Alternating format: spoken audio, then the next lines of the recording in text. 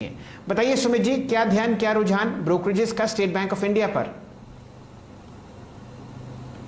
देखिए, आज सबसे बड़ी बिग ब्रोकरेज रिपोर्ट के तौर पे आप स्टेट बैंक ऑफ इंडिया को काउंट करेंगे, क्योंकि आज मिनिमम टारगेट जो किसी भी हाउस का है वो भी यहां से 20 से 30% का अपसाइड एसबीआई में देख रहा है और एक स्ट्रॉन्ग बुलिश नोड तमाम ब्रोकरेज हाउसेज की तरफ से आए हैं। 5 बजे इनकी एनालिस्ट कॉल हुई थी और उसके बाद से शुक्रवार को से ही रिपोर्ट शाम से आनी शुरू हो गई थी और बहुत सारी रिपोर्ट वीकेंड के दौरान आई हैं। मेजरली अगर अपर टारगेट के हिसाब से बातचीत करें तो 650 के आसपास के मेजर टारगेट्स आ रहे हैं। सीएलएसए के बाय साइड की रेटिंग 650 का टारगेट, मॉर्गन स्टैनली 600 रुपए के टारगेट्स, गोल्डमैन सैक्स 650 रुपए का टारगेट, नोमुरा 550 रुपए का टारगेट, एचएसबीसी 500 रुपए का टारगेट, हाईतोंग 480 रुपए का टारगेट, क्रेडिट स्विस 480 रुपए का टारगेट। तो मेजरली आप अगर कंसेंसस के साइड भी जाएंगे तो भी कंसेंसस आपको 500 के ऊपर के ही टारगेट्स आते हुए दिखाई पड़ेंगे। 550 के आसपास का एक एवरेज बैठ रहा है ब्रोकरेज हाउसेस का, जहां पे टारगेट्स आ रहे हैं। अच्छा, कमेंट्री की बात करी जाए तो सबने एक सुर में साफ कहा है कि एसेट क्वालिटी फ्रंट पर चौंकाया है। कोई बैंक को कैपिटलाइजेशन की जरूरत फिलहाल नहीं दिखाई पड़ रही है। इनके आरओई स्ट्रांग होकर आए हैं, इसीलिए अगले 2 ईयर के लिए FY 22-23 के लिए ईपीएस एस्टिमेट को फॉरवर्ड अपवर्ड साइड पर रिवाइज किया गया है और करीब करीब प्रोविजनिंग साइड भी इनकी लोअर हुई है, जिसकी वजह से भी एक ईपीएस में करीब 2 से लेकर 8% तक का एक इजाफा ब्रोकरेज हाउसेस मान के चल रहे हैं। बहुत स्ट्रांगली एसबीआई कोविड से निकल कर आएगा, मेजरली सभी का यह मानना है और एक स्ट्रांग पिक्चर कंपनी ने पोस्ट की है। अगले 2 क्वार्टर भी इस तरह की ही पिक्चर आते हुए दिखाई पड़ सकती है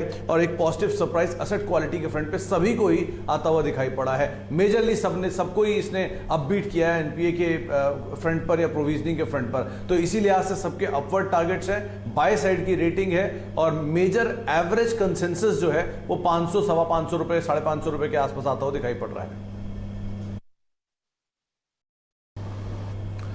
देखिए, मेजरली टारगेट्स है तो ऊपर के भी हैं, कुछ नीचे के टारगेट्स भी हैं, लेकिन कमेंट्री सबकी मोरलेस बुलिश साइड पे ही है। अभी जो मुनाफे के आंकड़े की बात हर्षिता कर रही थी, 2100% की ग्रोथ देखने को मिली है।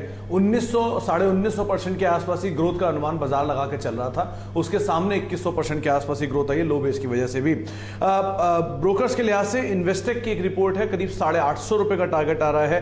कोटक ने हालांकि डाउनग्रेड किया है, लेकिन फिर भी 650 रुपए के आसपास टारगेट उनकी तरफ से आ रहे हैं और कमेंट्री उनकी भी काफी बुलिश है।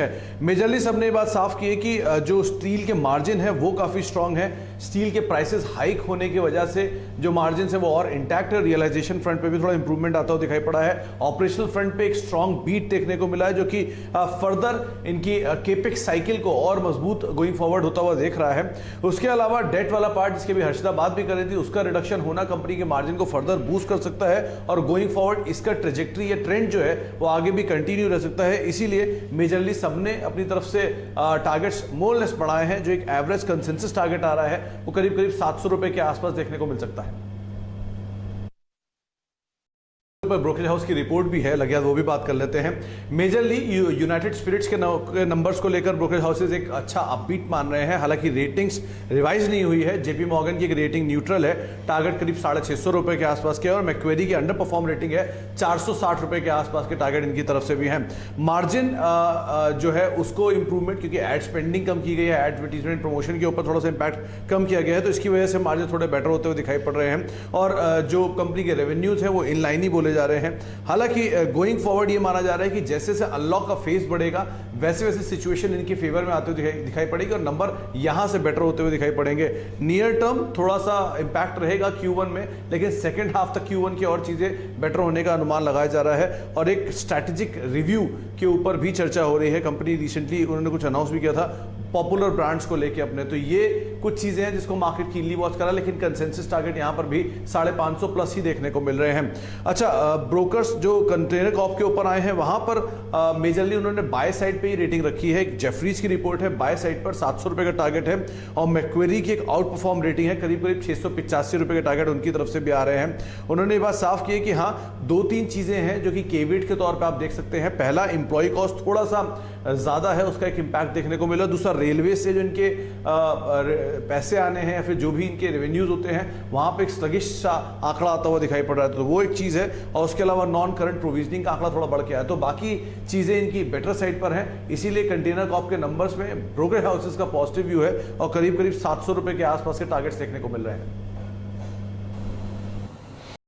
हैं नंबर्स के बाद मेजरली बटा हुआ व्यू दिखाई पड़ रहा है दोनों ही हाउसेस की तरफ से। कुछ ब्रोकरेज हाउसेस का सेल व्यू है और 2200-2400 के टारगेट्स आ रहे हैं और कुछ ब्रोकरेज हाउसेस का 3200 रुपए का टारगेट आ रहा है और बाय साइड की रेटिंग है। मिसाल के तौर पर गोल्डमैन सैक्स की नंबर्स की कमेंट्री भी उनकी मिली जुली है। कुछ का मानना है कि जो मार्जिन है वो थोड़ा सा प्रेशर में है Q4 के अंदर, लेकिन हाँ लॉन्ग टर्म ग्रोथ स्टोरी जो है वो अभी भी इंटैक्ट ही दिखाई पड़ रही है।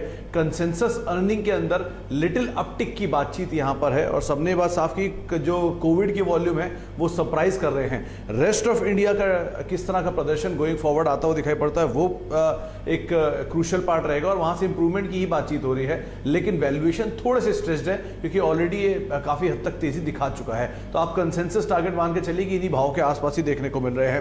अच्छा, एक रिपोर्ट हिंडाल्को को लेकर भी है क्योंकि नंबर्स आए थे और नंबर्स के बाद शाम को इनकी कॉल हुई थी, उसके बाद टारगेट्स आ रहे हैं और मेजरली सबने टारगेट्स अपने रिवाइज किए हैं अपवर्ड साइड पे। इन्वेस्टिक की एक रिपोर्ट है 550 रुपए का टारगेट है, कोटक की रिपोर्ट है 500 का टारगेट है, मोतीलाल ओसवाल करीब करीब 550 रुपए का टारगेट यहां पर भी आता हुआ दिखाई पड़ रहा है। और ये सबने जो क्रूशियल पार्ट पिकअप किया है वो है इनका डेट। सबने बात साफ की है कि डेट का जो डिक्लाइन आया है डिस्पाइट नए एक्विजिशन, ये कंपनी अपनी डेट को फर्दर नीचे की तरफ लेके आ रही है, वो कंपनी के लिए अच्छा हो सकता है।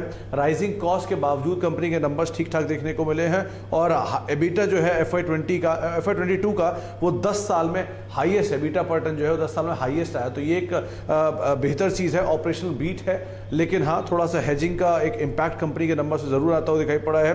और हाँ फ्री कैश फ्लो जनरेशन जिस तरह कंपनी जनरेट कर रही है उससे डेट को फर्दर रिडक्शन गोइंग फॉरवर्ड और देखते हुए देखने को मिल सकता है।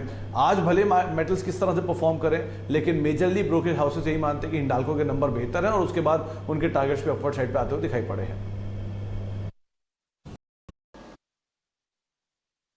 देखिए टारगेट्स, एवरेज टारगेट 27,000 के आसपास आप मान के चल सकते हैं। गोल्डमैन सैक्स की एक न्यूट्रल रिपोर्ट है, करीब करीब न्यूट्रल रेटिंग के साथ रिपोर्ट है, 28,000 रुपए के टारगेट्स उन्होंने दिए हैं। एक नोमुरा की रिपोर्ट है, रिड्यूस साइड पे उन्होंने रेटिंग दी है और करीब करीब 26,500 रुपए के टारगेट्स उनकी तरफ से आते हुए दिखाई पड़ रहे हैं। मेजरली ये बात सबने की कि नंबर्स इन लाइन है, थोड़ा स्टाफ कॉस्ट की वजह से इन कंपनी के मार्जिन के ऊपर एक हिट आता हुआ दिखाई पड़ा है। वॉल्यूम्स इन लाइन है, ब्लेंडेड रियलाइजेशन थोड़ा सा बेटर हुआ है, Q1 में और बेटर होने का एक अनुमान वहां पर लगाया जा रहा है और शायद एक इंपैक्ट लॉकडाउन का Q1 के ऊपर देखने को मिले, तो शायद वो एक पार्ट रहेगा जो कि इंपैक्ट करेगा और इनपुट कॉस्ट राइज होने का इंपैक्ट भी शायद Q1 के अंदर आता हुआ दिखाई पड़े। तो वॉल्यूम पार्ट से थोड़ा सा एक प्रेशर में भी देखने को मिले, लेकिन ओवरऑल वॉल्यूम के ऊपर नजर रखनी हुई कैसे Q1 के आंकड़े रहते हैं। एवरेज कंसेंसस टारगेट करीब 27,000 के आसपास के हैं।